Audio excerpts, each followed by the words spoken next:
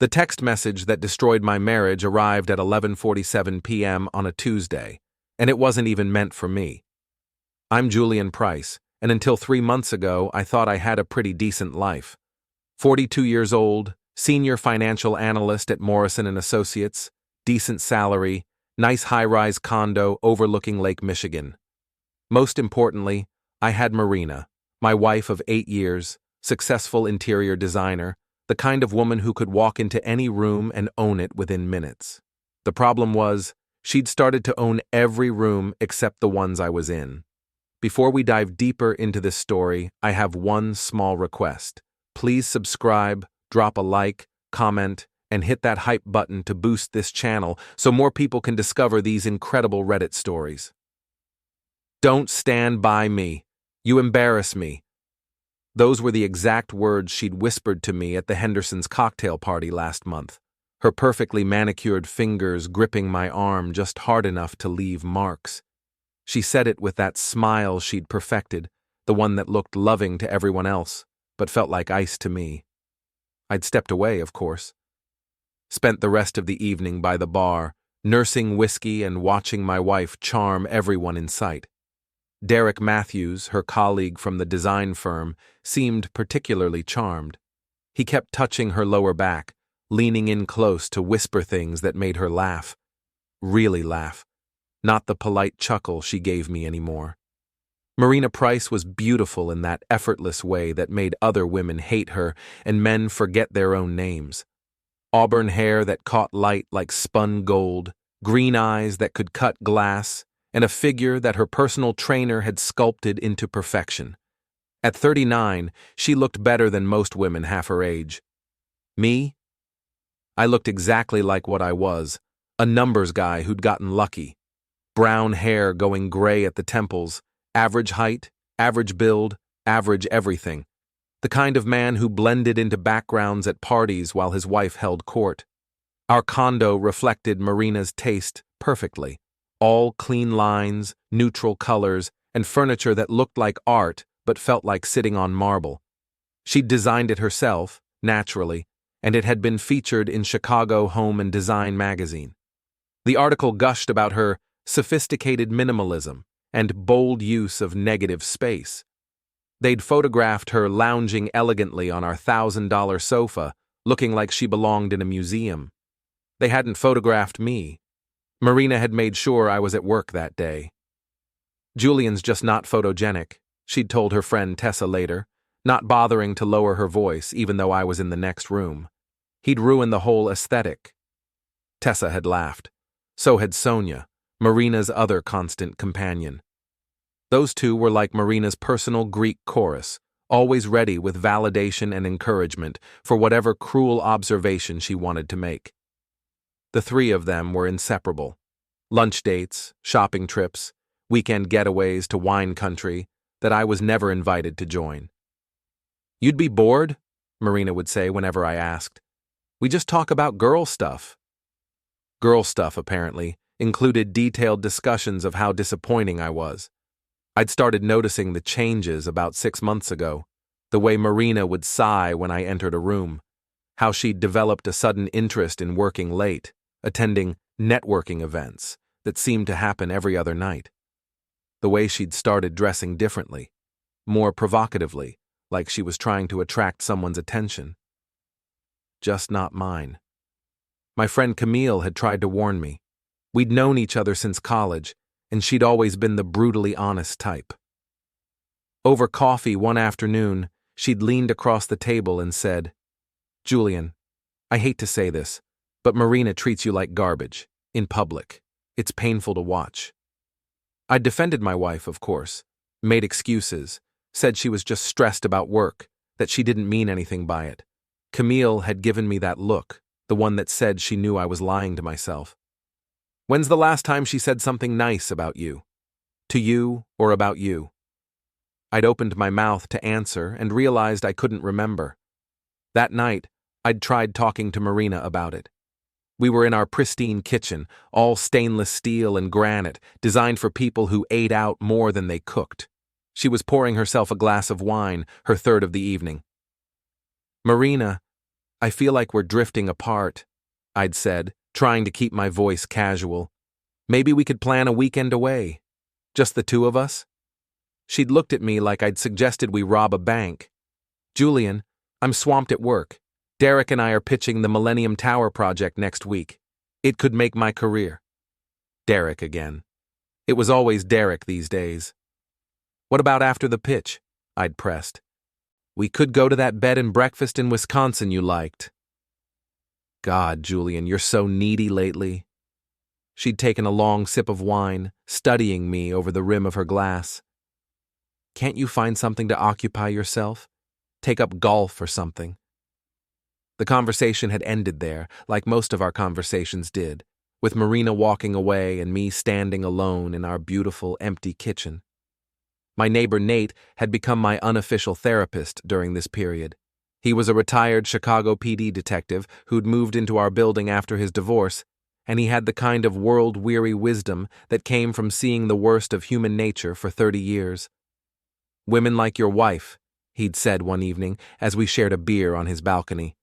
They don't leave their husbands. They just make them so miserable that the husbands leave them. That way, they get to play the victim. Marina's not like that, I'd protested. But even as I said it, I wondered if I believed it. Nate had just shrugged and taken another swig of beer. Maybe not, but if she is, you'll know soon enough. Women like that can't help themselves. They always overplay their hand. He'd been right, of course. The overplay came in the form of that text message on Tuesday night. Marina had left her iPad on the kitchen counter, and it had chimed with an incoming message. She was in the shower, and I glanced over absently, thinking it might be work-related. She'd been expecting feedback from a client. Instead, I saw Derek's name on the screen, along with a preview of his message. Can't wait to see you tomorrow. Hotel room is booked under... The preview cut off there, but I'd seen enough. With shaking hands, I'd opened the message thread and found 6 months' worth of evidence that my marriage was a joke. The messages weren't just about an affair, though that was bad enough. They were about me. Page after page of Marina mocking me, sharing intimate details of our relationship, making jokes about my appearance, my performance in bed, my pathetic attempts to save our marriage. He actually suggested couples therapy, one message read, like I want to sit in a room and pretend he's worth saving. Derek's response, poor guy has no idea what's coming. You're way too good for him anyway. I know. I can't believe I wasted 8 years on him. At least the divorce will be profitable. There were photos, too. Pictures of Marina in lingerie I'd never seen, sent to Derek with captions like, something to remember me by while I'm stuck at home with the husband. But the worst part wasn't the affair, or even the betrayal. It was the contempt. The absolute crushing contempt she felt for me, laid out in brutal detail across months of messages. I wasn't just being cheated on, I was being systematically humiliated by the person I'd loved most in the world. I'd sat there in our perfect kitchen, surrounded by Marina's perfect design choices, and felt something fundamental shift inside me.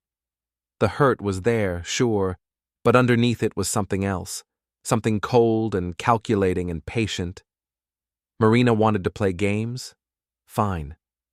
But she'd picked the wrong opponent. See, here's the thing about being a financial analyst. You learn to think several moves ahead. You learn to spot patterns, to predict behavior, to find weaknesses in systems that look solid from the outside. And you learn that the most devastating attacks are the ones nobody sees coming. I'd closed the iPad and put it back exactly where Marina had left it. When she'd emerged from the bathroom 20 minutes later, toweling her hair and humming some pop song, I'd been sitting on the couch reading a book like nothing had happened. Everything okay? She'd asked, not because she cared, but because something in my expression must have seemed different. Perfect, I'd said, and for the first time in months, I'd meant it. Because I'd finally figured out the rules of the game we were playing. Marina thought she was the only one with secrets, the only one with plans. She thought I was the same pathetic husband who'd beg for scraps of her attention and accept whatever crumbs of affection she threw my way. She was wrong. Over the next few days, I'd started documenting everything. Screenshots of the messages, printed copies of bank statements showing mysterious charges to expensive restaurants and hotels, records of her business trips that didn't match up with her company's travel policies. I'd even started a detailed log of her comings and goings, her lies about working late, her weekend disappearances. The beautiful thing about cheaters is that they're usually not as smart as they think they are. Marina had been sloppy, overconfident. She'd left digital fingerprints everywhere, and I'd followed every trail. But documentation was just the beginning. If Marina wanted to destroy me, she was going to have to work for it. And she was going to discover that her boring, embarrassing husband had learned a few things about destruction himself. The war was about to begin, and Marina had no idea she'd already lost. The first shot I fired was surgical in its precision. On Thursday morning, while Marina was at her early client meeting, which I now knew was actually breakfast with Derek at the Ritz-Carlton, I visited our bank. As the primary account holder, I had every legal right to make changes to our joint accounts. So I did. I didn't clean them out. That would have been too obvious and potentially problematic in a divorce proceeding. Instead, I did something much more elegant. I transferred the bulk of our savings into a new account under my name alone, leaving just enough in the joint account to cover the mortgage and basic utilities. Then I changed all the passwords and security questions. The beauty of this move was its subtlety. Marina would discover it gradually, probably when she tried to pay for lunch with Derek or buy something expensive for their love nest. I didn't have to wait long. My phone rang at 2:17 p.m. Marina's name flashed on the screen, and I let it go to voicemail. Then I listened to her message with the kind of satisfaction I hadn't felt in months. "Julian, what the hell did you do to our accounts? My card was declined at lunch, and when I called the bank, they said you'd made changes. Call me back, now." I didn't call back. Instead, I sent a text. "Sorry, in meetings all day. We'll discuss tonight." By the time I got home, Marina was pacing our living room like a caged animal. She'd changed out of her business attire into jeans and a sweater, casual clothes that somehow made her look more dangerous, like she was ready for a fight. "What did you do?" she demanded the moment I walked through the door. I set down my briefcase and loosened my tie, taking my time. "I reorganized our finances. We've been spending too much lately." "You reorganized our finances without telling me? Like you reorganize your schedule without telling me?" I met her eyes directly, something I hadn't done in months. Funny how that works. Something flickered across her face, surprise, maybe even a hint of fear. She wasn't used to me pushing back. "Julian, I need access to that money. I have expenses, business costs. Then you can ask me for what you need, like a normal married couple." The word normal hung in the air between us like a challenge. Marina's jaw tightened, and I could see her calculating, trying to figure out how much I knew and how much I was guessing. "This is ridiculous," she said finally. "You can't just cut me off from our own money." "I'm not cutting you off. I'm managing our resources more carefully." I walked to the kitchen and opened the refrigerator, pulling out a beer. "Would you like to review the budget together? I've prepared a detailed analysis of our spending patterns." I had, actually. 3 color-coded spreadsheets showing exactly where every dollar had gone for the past 6 months. The hotel charges, the expensive dinners for 2, the mysterious cash withdrawals that coincided with her business trips. Marina followed me into the kitchen, her heels clicking angrily on the hardwood floor. "I don't want to review a budget, Julian. I want access to my money." "Our money," I corrected, taking a sip of beer. "And you have access. You just need to communicate with me about major purchases, like married couples do." She stared at me for a long moment, and I could practically hear the wheels turning in her head. This wasn't the Julian she knew, the pushover who apologized for existing, who begged for her attention like a dog waiting for scraps. "Fine," she said finally, "but I need $500 tomorrow, for business expenses." "What kind of business expenses?" "Client entertainment." Which client? Another pause. The Millennium Tower people. Derek and I are taking them to dinner. Ah, Derek.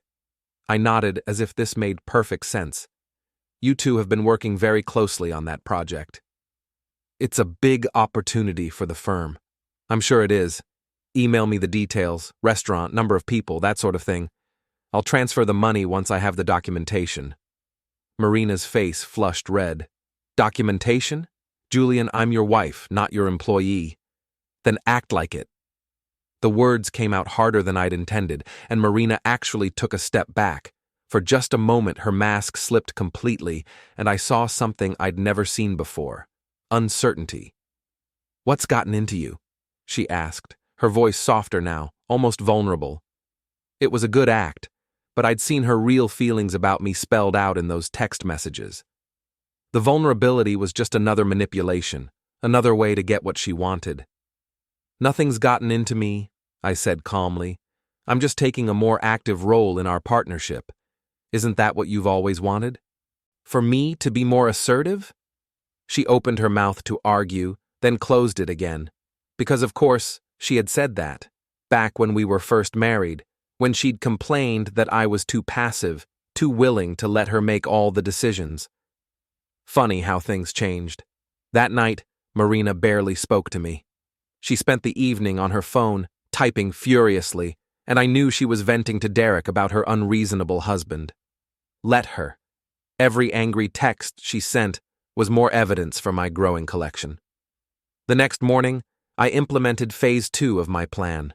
I'd taken a personal day from work, something I rarely did, and Marina had left for the office, assuming I'd be at my desk as usual.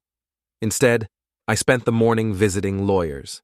Genevieve Walsh came highly recommended, a divorce attorney with a reputation for being thorough, aggressive, and utterly unsympathetic to cheating spouses. She was in her 50s, with steel gray hair and the kind of sharp eyes that missed nothing. So, she said after I'd laid out the situation, your wife is having an affair, and you want to know your options. I want to know how to protect myself, I corrected. And I want to know how to make sure she doesn't get rewarded for destroying our marriage. Genevieve smiled, and it wasn't a pleasant expression. I like you already, Mr. Price. Let's talk strategy. We talked for 2 hours. By the time I left her office, I had a clear understanding of Illinois divorce law, a detailed plan for asset protection, and a growing sense of confidence that Marina's little game was about to backfire spectacularly. The key, Genevieve explained, was documentation and patience. Illinois was a no-fault divorce state, but evidence of adultery could still influence property division and spousal support decisions. More importantly, evidence of financial misconduct, using marital assets to support an affair, could be devastating to Marina's case.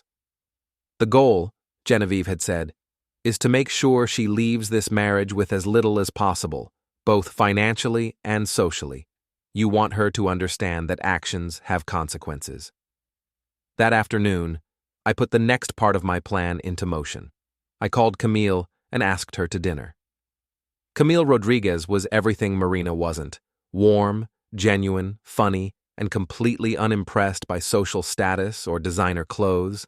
She was a graphic designer who worked from home, had 3 cats, and could make me laugh until my sides hurt. We'd been friends since college, and she'd never liked Marina. "This is sudden," she said when I called. "Not that I'm complaining, but you haven't asked me to dinner in years. I know. I've been a terrible friend. You've been a married friend. There's a difference." She paused. "Is everything okay with you and Marina?" "Let's just say I'm remembering what it's like to spend time with people who actually enjoy my company." Ouch. That bad? Worse. But I'm handling it. We met at Giovanni's, a cozy Italian place that Marina would have hated. Too casual, too authentic, not trendy enough for her refined tastes. Camille showed up in jeans and a vintage band t-shirt, her dark hair pulled back in a messy ponytail, and she looked more beautiful than Marina had in months.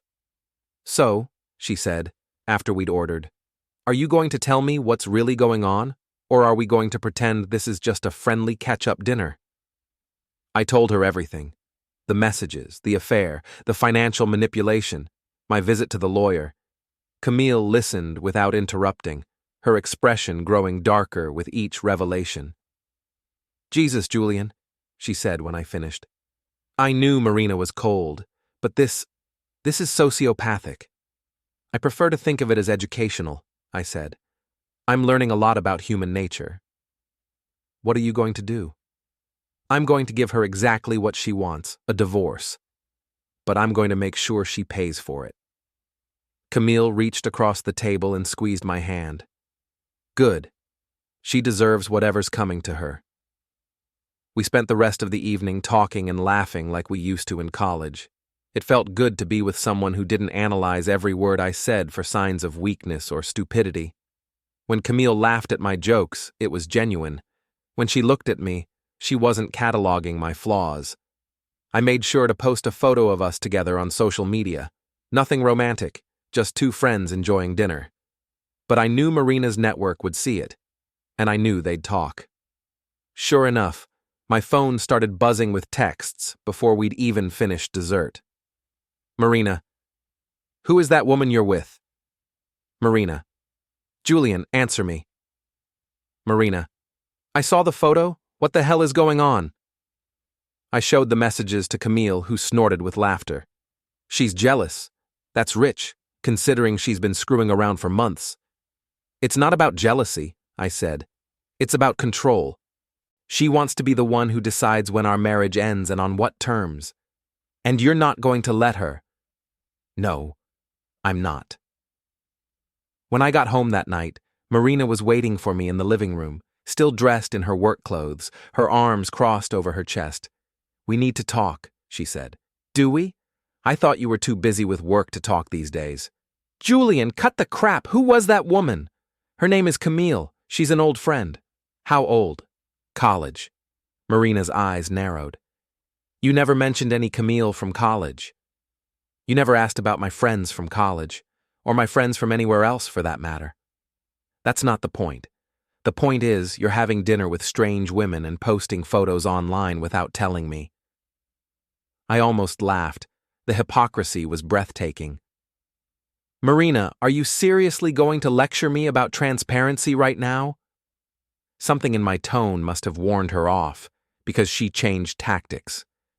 "I just think it's inappropriate, that's all. You're a married man." "Yes," I said quietly. "I am. The question is, are you a married woman?" The silence stretched between us like a chasm. Marina's face went through a series of micro-expressions: surprise, calculation, fear, and finally, defiance. "I don't know what you're implying, but—" "I'm not implying anything. I'm asking a direct question. Are you committed to this marriage, Marina? Because if you're not, I need to know." For a moment, I thought she might tell me the truth. Her mouth opened, and I could see her weighing her options. But then her natural cunning reasserted itself. "Of course I'm committed to our marriage. I just think we need to work on communication." "I agree completely," I said. "In fact, I think we should be completely honest with each other from now on. No more secrets, no more lies. What do you say?" She nodded, but I could see the panic behind her eyes. "That sounds good." "Great. Then you won't mind if I ask about your dinner plans tomorrow night." "My dinner plans?" "You said you needed money for client entertainment. I'd like to know more about it." Marina's jaw tightened. "It's just a business dinner, Julian. Nothing exciting." "I'm sure, but I'd still like the details, for the budget spreadsheet." She stared at me for a long moment, and I could practically see her trying to figure out how much I knew and how much I was fishing for. "Fine," she said finally. "Derek and I are taking the Millennium Tower team to Alinea. 8 o'clock. Alinea? That's expensive." "It's an important client." "Of course. And how many people will be there?" Another pause. 6, total. "Names?" "Julian, this is ridiculous. Names, Marina, for the records." She rattled off a list of names. half of which I was sure were fictional, but that was fine. I wasn't really interested in the details of her fictional dinner. I was interested in watching her lie to my face while pretending to be committed to honesty in our marriage. "Thank you," I said when she finished. "I'll transfer the money tomorrow morning." "Good." She turned to leave, then stopped. "Julian?" "Yes?" "I love you." She said it like she was trying to convince herself as much as me, like if she said the words often enough, they might become true again. "I love you too," I replied, and watched her face relax slightly. It wasn't entirely a lie. I did love her. Or at least, I loved the woman I'd thought she was. But love and trust were different things, and trust, once broken, was almost impossible to repair. Marina went to bed that night, thinking she'd successfully navigated another conversation with her clueless husband. She had no idea that every lie she'd told had been carefully catalogued, or that her fictional business dinner was about to become a very real problem, because I wasn't the same man she'd married 8 years ago. That man would have believed her lies, accepted her explanations, and spent the evening wondering what he'd done wrong. This man was planning her destruction, one careful move at a time. I didn't transfer the money. Friday morning, while Marina was getting ready for work, I sent her a text. "Need to verify client details before releasing funds. Company policy for large entertainment expenses. We'll call the Millennium Tower team directly." My phone rang within 30 seconds. "Julian, you can't call my clients," Marina said, her voice tight with barely controlled panic. "That's completely inappropriate." "Why? I'm just verifying the business expense. Any legitimate client would understand. It makes me look unprofessional, like I can't manage my own finances." "Can you?" The silence on the other end of the line was deafening. "Marina, are you there?" "Don't call my clients, Julian, I'm warning you." "Are you threatening me?" "I'm asking you, as your wife, not to embarrass me professionally." "The way you've been embarrassing me personally?" Another silence. Then, in a voice I'd never heard before, small, almost frightened, she said, "What do you want from me?" "The truth would be nice." "I've told you the truth." "Have you?" I let the question hang in the air until she hung up on me.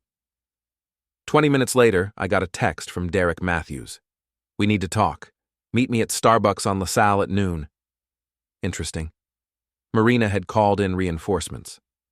I arrived at the coffee shop 15 minutes early and chose a table with a clear view of the entrance. Derek walked in right on time, looking every inch the successful creative professional in his tailored suit and designer glasses. He was handsome in that polished, artificial way that Marina seemed to prefer, all sharp angles and careful grooming. He spotted me immediately and walked over with the kind of confident stride that said he was used to getting his way. "Julian," he said, extending his hand. "Thanks for meeting me." I shook his hand but didn't stand up. "Derek, this is unexpected." He sat down across from me, leaning forward like we were old friends sharing a confidence. "Look, I'll cut right to the chase. Marina's worried about you." "Is she?" "She says you've been acting strange lately, controlling. She's concerned about your mental state." I almost laughed. It was a clever move, positioning me as the unstable one, the husband who was cracking under pressure and making irrational demands. If I pushed back too hard, it would just confirm their narrative. "That's interesting," I said calmly. "What exactly has she told you about our marriage?" Derek's eyes flickered slightly. "Just that you've been going through a rough patch. These things happen." "Do they? How would you know?" "I'm divorced myself. I understand how stress can affect a relationship." "Right. And as Marina's colleague, you've been helping her through this difficult time. Marina and I work closely together. We're friends." "Friends." I nodded thoughtfully. "That's nice. It's important to have friends you can confide in, share intimate details with." Derek's jaw tightened almost imperceptibly. Julian, I think there might be some misunderstanding here. Is there? What kind of misunderstanding? Marina mentioned that you've been suspicious lately, making accusations. What kind of accusations? Look, I don't want to get in the middle of your marriage, but then don't. The simple statement seemed to throw him off balance. He'd clearly expected me to be defensive, to justify my behavior or deny whatever Marina had told him. I just think, he said carefully, that maybe you should talk to someone, a professional, marriage counseling, or… Are you sleeping with my wife, Derek? The question hit him like a physical blow. His face went white, then red, then white again. That's completely inappropriate. It's a simple question. Are you having an affair with Marina? No, absolutely not. Interesting, because she seems to spend an awful lot of time with you. Dinners, weekend meetings, business trips that don't appear on her company's travel schedule. Derek stood up abruptly. I don't have to listen to this. No, you don't. But you might want to think carefully about your next moves. Both of you. He stared down at me, and I could see him trying to figure out how much I actually knew versus how much I was guessing. Marina was right, he said finally.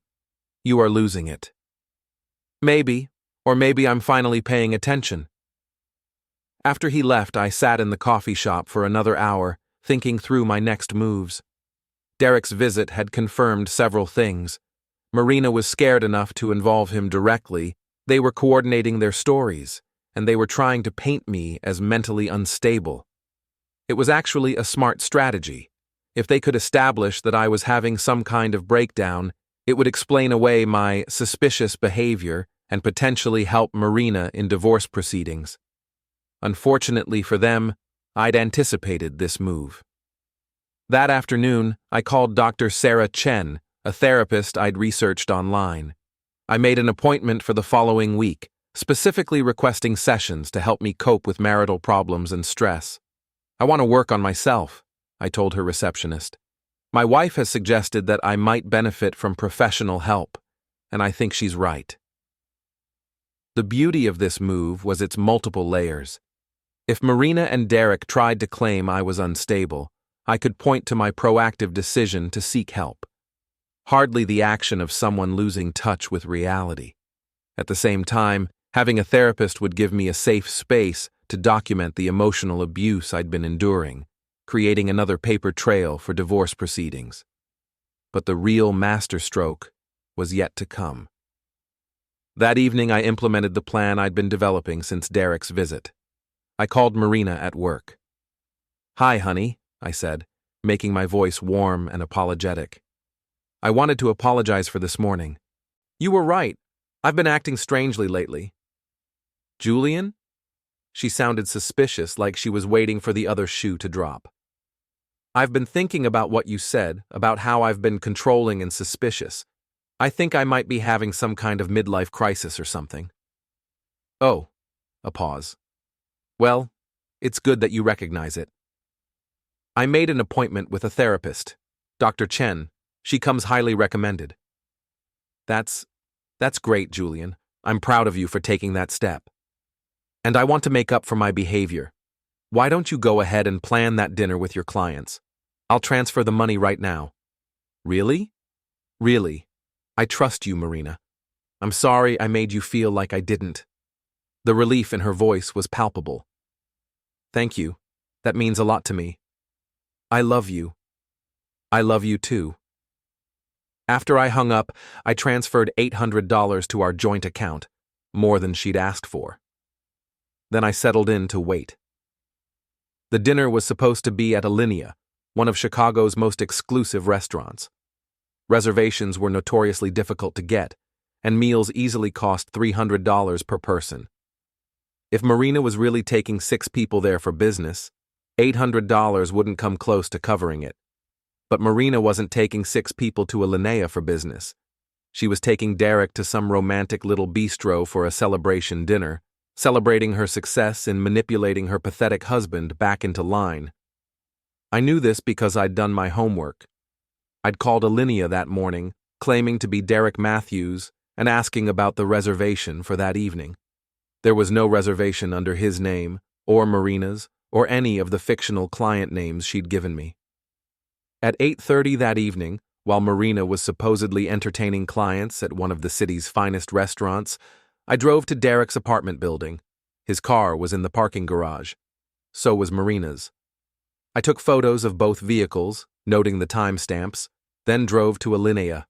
The restaurant was busy, as always, but neither Marina nor Derek was there. Just to be thorough, I asked the hostess if they'd had any large business parties that evening. "Not tonight," she said. "We have several smaller parties, but no big corporate groups." I thanked her and left, taking more time-stamped photos of the restaurant's exterior. By the time I got home, I had a complete record of Marina's evening, and it was nothing like what she'd told me. She came home at 11:30, slightly drunk and glowing with what she probably thought was post-dinner satisfaction, but what I recognized as post-CPN-nection satisfaction. "How was dinner?" I asked from the couch, where I'd been reading and waiting. "Great. The clients were really impressed with our presentation." "That's wonderful. Which restaurant did you end up choosing?" A tiny pause. "Alinea, like I said." "How was the food?" "Amazing. You know how it is there, more like art than dinner." "I do. What did you have?" Another pause, longer this time. "The tasting menu. It was incredible." "All 6 of you had the tasting menu?" "Yes." "That must have been expensive. The tasting menu is what, $300 per person? Plus wine pairings?" Marina's face had gone slightly pale. It was worth it for the client. Of course, I'm just impressed that $800 covered it." "Well, the company is picking up part of it.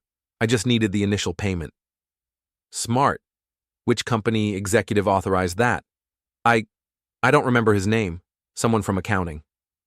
I nodded sympathetically. It's hard to keep track of all these details. I'm sure it'll all work out. Marina relaxed slightly, thinking she'd successfully navigated another interrogation. "I'm tired," she said. "I think I'll go to bed." "Good idea. You've had a long day." After she went upstairs, I uploaded the photos to my laptop and added them to the growing file I was building. Marina thought she was getting better at lying, but she was actually getting sloppier. The stress of maintaining multiple deceptions was starting to show. More importantly, she was getting overconfident. Tonight's performance had been almost insulting in its transparency. She wasn't even trying to make her stories believable anymore. That was going to be a problem for her. The next morning, I woke up early and made breakfast, something I hadn't done in months. When Marina came downstairs, she found me at the stove, making her favorite omelet. "What's all this?" she asked, but she was smiling. "I wanted to do something nice for you, to show you that I'm working on being a better husband." "Julian, you don't have to." "Yes, I do. I've been taking you for granted, and that's not fair. You work so hard, you deserve to be appreciated." I served her the omelet with fresh fruit and coffee, just the way she liked it. She ate with obvious pleasure, and for a moment, she looked like the woman I'd fallen in love with. "This is delicious," she said. "Thank you." "You're welcome. I was thinking, maybe we could plan something special for next weekend, a romantic getaway, just the 2 of us." Marina's fork paused halfway to her mouth. "Next weekend? Unless you have plans." No plans. That sounds lovely." "Great. I'll make some calls today, see what's available." She finished breakfast and kissed me goodbye. Actually kissed me, not the air beside my cheek like she'd been doing for months. "Have a good day," she said. "You too. Say hi to Derek for me." She froze in the doorway. "What?" "Derek, you said you're working on the Millennium Tower presentation today. Tell him I said hi." "Oh, right. I will." After she left, I cleaned up the kitchen and got ready for the most important meeting of my life. Genevieve Walsh was waiting for me in her office with a cup of coffee and a predatory smile. "So," she said, How did our little experiment go?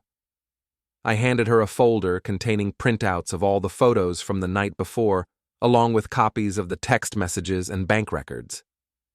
She's getting sloppy, I said, and overconfident. Genevieve flipped through the evidence, nodding with satisfaction. This is good, very good. She's not just cheating, she's stealing marital assets to fund the affair and lying about it repeatedly. What's our next move? We let her dig the hole a little deeper. The more evidence we have of her deception and financial misconduct, the stronger our position becomes. How much deeper? Genevieve's smile turned sharp. Deep enough that she can't climb out. I left the lawyer's office feeling lighter than I had in months. For the first time since I'd discovered Marina's betrayal, I felt like I was in control of the situation. Marina thought she was playing chess while I was playing checkers. She had no idea that I'd been thinking 10 moves ahead since the moment I'd found those text messages. But she was about to find out. The endgame was about to begin. The romantic weekend getaway I'd promised Marina never happened, but not for the reasons she expected. On Monday morning, I filed for divorce. Genevieve had advised waiting until we had even more evidence, but Marina had made a critical mistake over the weekend that forced our hand. She'd gotten careless with her phone, leaving it unlocked while she showered, and I'd discovered something that changed everything. She wasn't just planning to divorce me. She was planning to destroy me. The text thread I found was between Marina and her friend Tessa, and it laid out a strategy that was breathtaking in its cruelty. They were going to claim I was abusive, that I'd been controlling and threatening her for months. Derek was prepared to testify that I'd confronted him aggressively, that he was concerned for Marina's safety. They had it all planned out, the restraining order, the emergency motion to freeze assets, the narrative of the successful woman finally escaping her psychologically abusive husband. Marina would get the condo, the savings, and a substantial alimony payment. I would get supervised visitation rights to see my own bank account. It was brilliant, actually, if I hadn't seen it coming. You were right to move quickly, Genevieve said as we walked into the courthouse that morning. Another week and she might have beaten us to the punch. What are our chances? With this evidence, I'd say we're going to do just fine. The process server found Marina at her office that afternoon. According to my source, Nate had a friend who worked security in her building. She'd screamed loud enough that half the floor heard her. My phone started ringing at 3:47 p.m. Julian, what the hell is this? Marina's voice was shaking with rage and something else, fear. Divorce papers. I thought that was obvious. You can't do this without talking to me first. Like you talked to me before you started sleeping with Derek? The silence on the other end was deafening. I don't know what you think you know, she said finally. But I know everything, Marina. The affair, the lies, the money you've been stealing from our accounts to fund your little romance. I know about your plan to claim I was abusive. I know about Derek's willingness to lie under oath. Julian, I know you never loved me. I know you think I'm pathetic and embarrassing. I know you've been planning this divorce for months, probably years. It's all in writing, Marina. Every cruel joke, every lie, every plan to humiliate me in court. Did you really think I was too stupid to figure it out? Another silence, longer this time. What do you want? She asked finally. I want a divorce. Clean, simple, and fair. Fair? You keep your personal assets. I keep mine. We split the condo proceeds 50-50. No alimony. No alimony? Julian, I can't. You can't what? Support yourself? You're a successful interior designer with a thriving career. I'm sure you'll be fine. This is insane. I'll fight this. Go ahead. But you should know that I've documented everything. Every lie, every stolen dollar, every night you spent with Derek while telling me you were working late. You want to make this ugly? I promise you, Marina, you'll lose. She hung up on me. Within an hour, Derek called. Julian, I think there's been a misunderstanding. No misunderstanding. You're sleeping with my wife and helping her steal from me. Pretty straightforward, actually. Look, whatever Marina told you, Marina didn't tell me anything. I figured it out myself. Amazing what you can learn when you actually pay attention. Julian, be reasonable. We can work this out. We? There is no we, Derek. There's me, there's my wife, and there's you, the guy who's been screwing my wife in hotel rooms paid for with my money.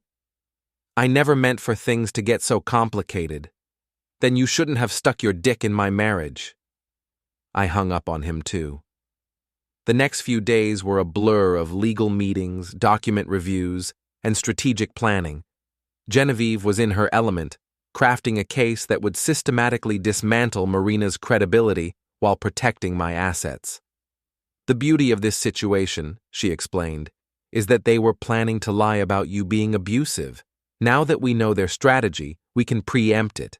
We'll present evidence of your reasonable, measured behavior. The therapy appointment, the attempts at communication, the financial responsibility. Meanwhile, we'll show the court exactly who Marina really is. Which is? A calculating adulteress who's been systematically stealing marital assets to fund an affair while planning to commit perjury to maximize her divorce settlement. When you put it like that, it sounds almost criminal. Some of it is criminal. Perjury, fraud, theft. If we wanted to push it, we could probably get her arrested. I don't want her arrested, I just want her gone. But Marina, apparently, had other ideas. On Thursday, she showed up at my office. I was reviewing quarterly reports when my assistant buzzed me. "Mr. Price, your wife is here to see you. Send her in." Marina walked into my office looking like she'd stepped out of a magazine, perfectly styled hair, designer dress, flawless makeup. But I could see the cracks in the facade. Her hands were shaking slightly, and there were dark circles under her eyes that even expensive concealer couldn't quite hide. "Hello, Julian." "Marina, this is unexpected." She sat down across from my desk, crossing her legs carefully. "We need to talk. I thought we'd said everything we needed to say. Not about the divorce, about us. There is no us anymore. There could be." She leaned forward, and I caught a whiff of her perfume, the same scent she'd worn on our first date. "Julian, I made mistakes. I know that. But we can work through this." "Can we?" "Yes. I'll end things with Derek. We can go to counseling, take a vacation, start over." "Why would you want to start over with someone you find pathetic and embarrassing?" She flinched. "I never said that. You texted it, multiple times, to multiple people." "I was angry. People say things they don't mean when they're angry." "For 6 months?" Marina's composure cracked slightly. "Julian, please. I know I hurt you, but we can fix this. We love each other." "Do we?" "Yes." "When's the last time you told me you loved me and meant it?" She opened her mouth to answer, then closed it again. "When's the last time you looked at me and felt anything other than contempt?" "That's not fair. When's the last time you were happy to see me walk into a room?" "Julian, stop." "I can't remember either. And you know what? That's okay. People fall out of love. It happens. But what you did, the lying, the stealing, the planning to destroy me in court, that's not about falling out of love. That's about cruelty." Marina's eyes filled with tears, and for a moment, I almost felt sorry for her. Almost. "I can change," she whispered. "No, you can't. And more importantly, I don't want you to." "What does that mean?" "It means I'm done, Marina. With the marriage, with the games, with pretending that what we had was worth saving. I want you out of my life." The tears evaporated, replaced by something harder. "You'll regret this." "Will I?" "You think you're so smart, but you have no idea what you're up against. I'll take everything from you." "With what? Lies about me being abusive? Good luck with that." Marina stood up, her facade finally cracking completely. "You bastard! You think you've won, but this isn't over." "Yes, it is." She stormed out, slamming the door behind her. Through my office window, I watched her march across the parking lot, her designer heels clicking angrily on the asphalt. My assistant buzzed me again. "Mr. Price, is everything all right?" "Everything's perfect," I said, and meant it. That weekend, Marina made her next move. She filed a counter-petition alleging mental cruelty and seeking emergency spousal support. She also filed for a restraining order, claiming I had threatened her and Derek. Genevieve called me Saturday morning, laughing. She actually did it, filed the abuse allegations. Is that bad for us? It's the best thing that could have happened. We have documentation proving she planned to make false allegations. When we present that evidence along with everything else, she's going to look like exactly what she is, a liar and a fraud. The hearing was scheduled for the following Friday. I spent the week preparing, reviewing documents, and trying to stay calm. Marina spent the week, according to Nate's intelligence network, drinking heavily and fighting with Derek. Apparently, Loverboy is getting cold feet about the perjury thing, Nate reported over beer on Thursday night. My friend in her building says there was a lot of yelling coming from her condo last night. Can't say I blame him. Lying under oath is a felony. Yeah, well, your wife doesn't seem too concerned about that. She's not my wife anymore. Not in any way that matters. Friday morning arrived gray and rainy, which seemed appropriate for the occasion. I met Genevieve at the courthouse, and we reviewed our strategy one final time. "Remember," she said, "stay calm, answer only what you're asked, and let me handle the theatrics." "What theatrics?" She smiled, that predatory smile. "You'll see." Marina arrived with her lawyer, a young guy in an expensive suit who looked like he'd rather be anywhere else. She'd chosen her outfit carefully: conservative dress, minimal makeup, the picture of a wronged woman seeking justice. Derek was there too, looking nervous and avoiding eye contact with everyone. The hearing began with Marina's lawyer presenting their case. Marina took the stand and delivered a performance worthy of an Academy Award. She spoke of my increasingly erratic behavior, my financial control, my threats and intimidation. She was good, I had to admit. If I hadn't known the truth, I might have believed her myself. Then it was Derek's turn. He testified about my aggressive confrontation at the coffee shop, my unstable demeanor, his genuine fear for Marina's safety. Marina's lawyer wrapped up by requesting emergency spousal support, exclusive use of the marital home, and a restraining order to protect his client from her dangerous husband. Then Genevieve stood up. "Your Honor," she said, "I'd like to present some evidence that I believe will clarify the situation." What followed was the most beautiful destruction I've ever witnessed. Genevieve systematically presented our evidence: the text messages planning false allegations, the financial records showing theft of marital assets, the photos proving Marina's lies about her whereabouts. She played audio recordings of Marina mocking me, read aloud the cruel jokes she'd shared with Derek, and presented bank statements showing how our money had been used to fund their affair. Marina's face went white, then red, then white again. Derek looked like he was going to be sick. But the coup de grace came when Genevieve presented the text thread between Marina and Tessa, the one that laid out their entire strategy for destroying me in court. "Your Honor," Genevieve said, "Mrs. Price and her co-conspirators planned to commit perjury in this courtroom. They planned to make false allegations of abuse to maximize her financial gain in these proceedings. This isn't a case of domestic violence, it's a case of fraud." The judge looked at Marina with undisguised disgust. "Mrs. Price, do you have any response to this evidence?" Marina's lawyer whispered frantically in her ear, but she just sat there, staring at the table. "Mrs. Price?" "No, Your Honor," she said finally, her voice barely audible. "Mr. Matthews, do you wish to revise your testimony?" Derek practically leaped to his feet. "Your Honor, I may have misinterpreted some of Mr. Price's behavior. I don't actually believe he poses any threat to anyone." The judge nodded grimly. "I see. Well, In light of this evidence, I'm denying the petition for a restraining order and the request for emergency spousal support. I'm also referring this matter to the district attorney's office for possible perjury charges. Marina made a sound like a wounded animal.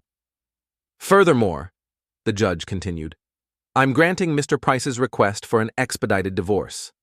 Mrs. Price, you have 30 days to vacate the marital home. All assets will be divided according to the prenuptial agreement, with adjustments for the misappropriation of funds documented here today. Wait. Prenuptial agreement? I looked at Genevieve, who was smiling serenely. We'd never discussed a prenuptial agreement. After court, I asked her about it. There wasn't one, she said, but Marina's lawyer didn't object, so now there is. Legally speaking. Is that ethical? It's creative, and it means you keep everything. The condo, the savings, the investments. Marina gets her personal belongings, and whatever she can earn going forward. Which might not be much, considering. Considering that she's about to be investigated for perjury and fraud? No, probably not. As we left the courthouse, I saw Marina standing in the rain, crying. Derek was nowhere to be seen. Apparently, he'd decided that discretion was the better part of valor and disappeared as soon as the hearing ended. For a moment, I felt a flicker of the old sympathy. She looked so small, so defeated. Then I remembered the text messages, the cruel laughter, the months of humiliation and betrayal. The sympathy evaporated. Marina had wanted to play games.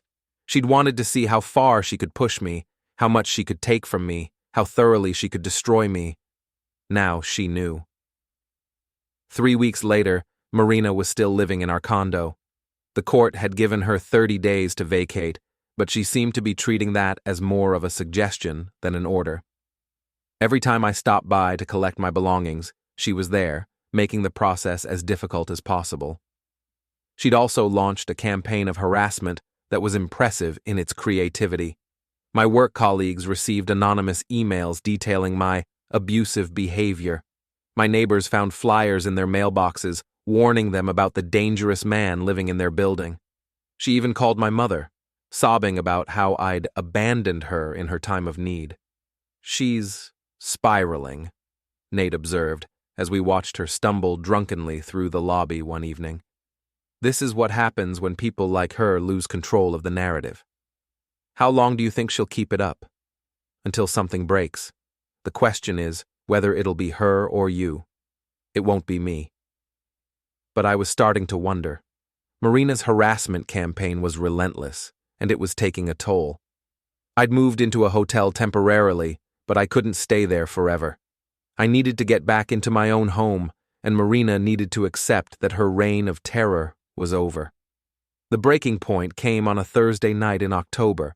I'd gone to the condo to pack more of my belongings, using my key to enter since it was still legally my home. I expected to find Marina drunk and belligerent, as usual. Instead, I found her sober and waiting for me in the living room, with Derek. "Hello, Julian," she said calmly. "We need to talk." Derek looked uncomfortable, like he'd rather be anywhere else. I couldn't blame him. After the court hearing, he'd been fired from the design firm and was apparently having trouble finding new employment. Turns out, potential employers don't love hiring people who've been publicly exposed as liars and adulterers. "I thought we'd said everything we needed to say," I replied, setting down my empty boxes. "Not everything." Marina stood up, and I noticed she'd been drinking after all. She was just better at hiding it than usual. "You think you've won, but you've destroyed both of us in the process." "I've destroyed you? That's interesting." "Derek lost his job because of you. I'm being investigated by the DA because of you. My reputation is ruined because of you." "Your reputation is ruined because you're an adulteress and a liar. Derek lost his job because he committed perjury. You're being investigated because you tried to commit fraud. None of that is because of me." "You orchestrated all of it." "I documented it. There's a difference." Derek finally spoke up. "Julian, look, maybe we can work something out. Some kind of arrangement." "What kind of arrangement?" Marina and Derek exchanged glances, and I realized they'd planned this conversation. "You drop the charges," Marina said, "and I'll disappear. Move to another city. Start over somewhere else. You'll never have to see me again." "What charges? I'm not pressing any charges." The DA is conducting their own investigation based on evidence of crimes committed in a courtroom. That has nothing to do with me." Marina's composure cracked slightly. "You could talk to them. Tell them it was all a misunderstanding." "Could I? Should I?" "Julian, please." Derek stepped forward, and I could see desperation in his eyes. "We made mistakes, okay? We're sorry, but this has gone far enough." "Has it?" "Yes. Marina's lost everything. I've lost everything. Isn't that enough revenge for you?" I looked at them, really looked at them, and felt nothing. No anger, no satisfaction, no pity. They were just two people who'd made terrible choices and were now facing the consequences. "You want to know what's funny?" I said finally. "I never wanted revenge. I just wanted honesty." "Bullshit," Marina spat. "You planned all of this. You manipulated everything." "I responded to your actions. Every move I made was a reaction to something you did first." "That's not true." "Isn't it? You had an affair. I filed for divorce. You stole money. I protected our assets. You planned to lie in court. I presented evidence of your lies. At what point did I do anything other than respond to your choices?" Marina opened her mouth to argue, then closed it again. Because she knew I was right, and she hated it. "The truth is," I continued, "you could have ended this at any time. You could have been honest about the affair. You could have asked for a simple divorce. You could have split our assets fairly and moved on with your life. You never would have agreed to that. You never asked. You assumed I was too weak, too pathetic, too stupid to stand up for myself. So you decided to take everything and leave me with nothing. That's exactly what you did. And when it backfired, when you discovered that I wasn't as helpless as you thought, you decided I was the villain in your story." Derek tried again. "Julian, we get it. We screwed up. But what do you want from us now?" "I want you to leave me alone. I want Marina out of my home. I want both of you to accept responsibility for your choices and stop trying to make me the bad guy in your morality play. And if we do that, then you can rebuild your lives somewhere else, and I'll rebuild mine here." Marina laughed bitterly. "Rebuild? With what? You've made sure no one in this city will work with me." "I've made sure everyone in this city knows who you really are. What you do with that information is up to you." "You bastard!" "Maybe, but I'm an honest bastard, which is more than I can say for either of you." Marina stood up, swaying slightly. "This isn't over, Julian. I'll find a way to make you pay for this." "No, you won't. Watch me." She stormed toward the door, Derek trailing behind her like a lost puppy. But she stopped at the threshold and turned back. "You know what the real joke is?" she said. "I never loved you. Not really. You were just convenient. A safe choice. Someone to pay the bills while I figured out what I really wanted." "I know." The simple acknowledgement seemed to deflate her. She'd expected hurt, anger, devastation. Instead, I just looked tired. "You know, I've known for months. It was in every text message, every cruel joke, every eye roll when you thought I wasn't looking. You never loved me, Marina. You loved what I could provide. Then why did you fight so hard to destroy me?" "I didn't fight to destroy you. I fought to protect myself. There's a difference." She stared at me for a long moment, and I could see her trying to process this. In her mind, she was the victim, the wronged party, the woman whose cheating husband had vindictively destroyed her life. The idea that I might have been acting in self-defense rather than malice didn't fit her narrative. "I hope you're happy," she said finally. "I'm not happy or unhappy. I'm free." After they left, I sat in my living room, and felt the weight of the past few months finally lift from my shoulders. The space was quiet, peaceful, mine again. My phone buzzed with a text from Camille. Heard through the grapevine that the witch finally got served with an eviction notice. Want to celebrate with dinner? I smiled and typed back, yes. But let's cook at home. I have a lot of catching up to do in my own kitchen. Your place it is. I'll bring wine. As I waited for Camille to arrive, I walked through the condo, really seeing it for the first time in years. Marina's designer touches were everywhere, the expensive furniture, the carefully curated art, the color palette that looked like it belonged in a magazine. It was beautiful, but it wasn't me. It was a stage set for a life I'd never really lived, a performance I'd never wanted to give. Tomorrow, I decided, I'd start changing things. I'd buy furniture I actually wanted to sit on, hang pictures that made me smile, paint the walls colors that felt like home. Tonight, though, I was just going to enjoy the silence. When Camille arrived an hour later with wine and Chinese takeout, she found me sitting on the balcony, looking out at the city lights. "How are you doing?" she asked, settling into the chair beside me. "Better than I expected." "Any regrets?" I thought about it seriously. About the marriage ending? No. About how it ended. Sometimes. I wish Marina had been honest from the beginning. It would have saved everyone a lot of pain. But then you might not have learned what you're capable of.